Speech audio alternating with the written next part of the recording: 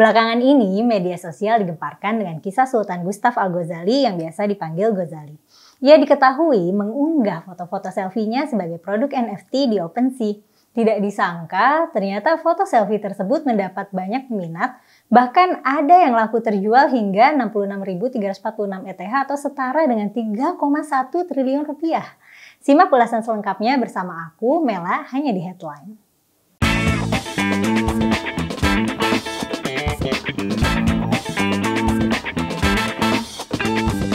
Sebelum kita masuk ke kasusnya Ghazali, mari kita bahas dulu apa itu NFT dan OpenSea.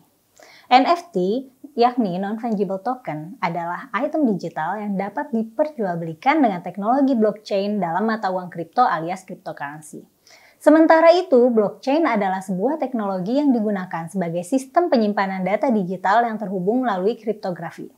Dikutip dari CNN, NFT adalah aset digital dari suatu karya seni maupun barang koleksi lainnya yang bisa dipergunakan untuk membeli sesuatu secara virtual.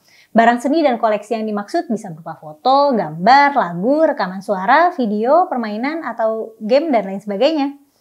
Pada umumnya, aset tersebut diperjualbelikan secara online dengan mata uang kripto yang biasa disebut sebagai cryptocurrency. Siapapun dapat melihat gambar atau aset yang ditawarkan satu persatu atau dalam bentuk kolase banyak aset sekaligus secara gratis. Salah satu perbedaan NFT dengan kripto adalah NFT lebih sulit diperdagangkan. Namun NFT mempunyai keunggulan, salah satunya terkait dengan keasliannya. Konsep NFT memungkinkan pembeli memiliki barang asli tanpa ada yang bisa menirunya. Tidak hanya itu, NFT juga menyertakan bukti kepemilikan dalam bentuk sertifikasi. Nah, itu penjelasan singkat untuk NFT. Sekarang, apa itu OpenSea? OpenSea adalah sebuah marketplace atau pasar online tempat orang memperjualbelikan NFT. OpenSea pertama kali didirikan pada Maret 2020 oleh Devin Finzer dan Alex Atala. Mereka membangun pasar untuk menciptakan dan memperdagangkan berbagai macam NFT, baik itu karya seni, musik, atau game. So, udah jelas ya apa itu NFT dan OpenSea? Nah, sekarang masuk ke kisahnya Ghazali. Jadi, beberapa waktu lalu beredar berita yang cukup mengejutkan. Foto selfie seorang pemuda yang berasal dari Indonesia laku terjual di angka 1,6 miliar rupiah sebagai sebuah NFT atau non-fungible token yang dijual di OpenSea. Dari akun OpenSea milik Ghazali, ada 933 NFT yang semuanya merupakan foto selfie dirinya sendiri yang diambil setiap hari selama 5 tahun terakhir, dari tahun 2017 hingga tahun 2021. Menurut pernyataan dari Ghazali, foto-foto tersebut baru diunggah di bulan Desember 2021 lalu dan akan dilanjutkan hingga ia lulus kuliah.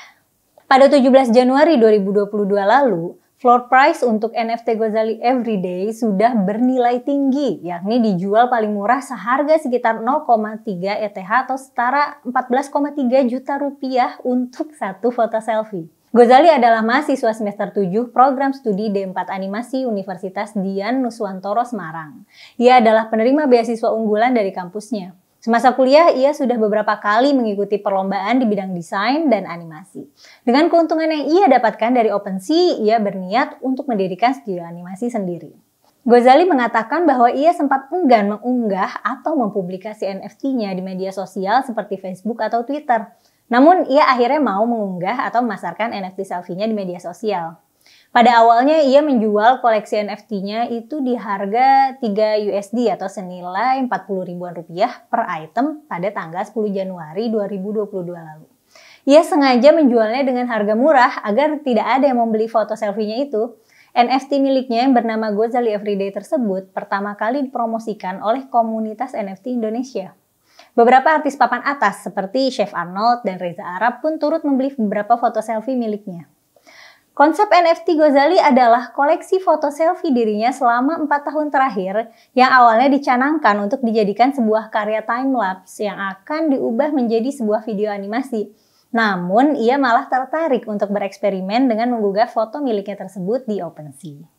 Pada Kamis 17 Januari 2022 lalu, floor price untuk NFT Ghazali Everyday sudah bernilai tinggi, yakni dijual paling murah seharga sekitar 0,3 ETH atau setara 14,3 juta rupiah untuk satu foto selfie.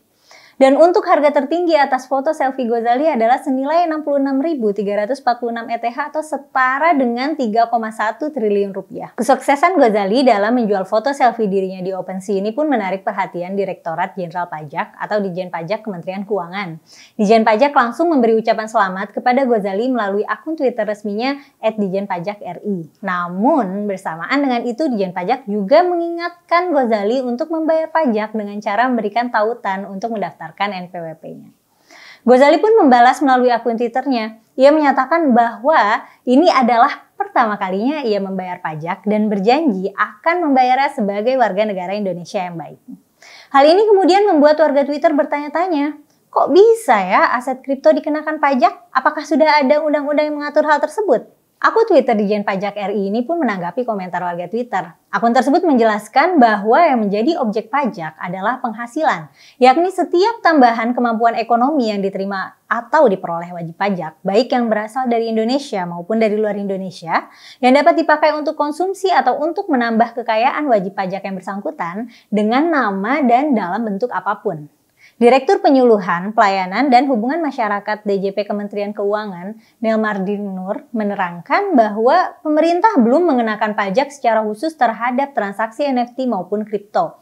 Namun ketentuan umum aturan perpajakan tetap dapat digunakan. Sebagaimana disebutkan dalam UU Pajak Penghasilan atau PPH, setiap tambahan kemampuan ekonomi seseorang dikenakan pajak. Hal itu termasuk transaksi yang sedang dibahas saat ini, yakni transaksi penjualan NFT. Maka itu penambahan kekayaan Ghazali tetap bisa dikenakan pajak penghasilan.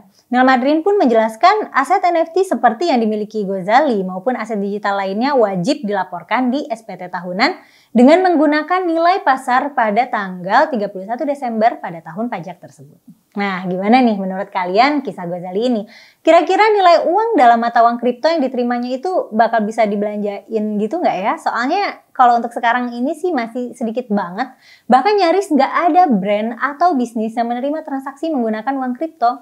Jadi pada umumnya para pemegang uang kripto ini masih sekedar menyimpan atau memperdagangkannya sebagai investasi mata uang.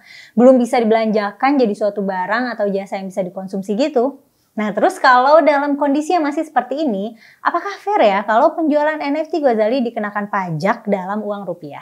Coba share pandangan kalian di kolom komentar atau di akun media sosial kalian. Jangan lupa juga untuk like dan share video ini kalau dirasa bermanfaat. Subscribe juga channel Geolive dan nyalain lonceng notifikasi biar nggak ketinggalan video terbaru Geolive. Makasih ya udah nonton video aku kali ini dan sampai ketemu di episode headline selanjutnya.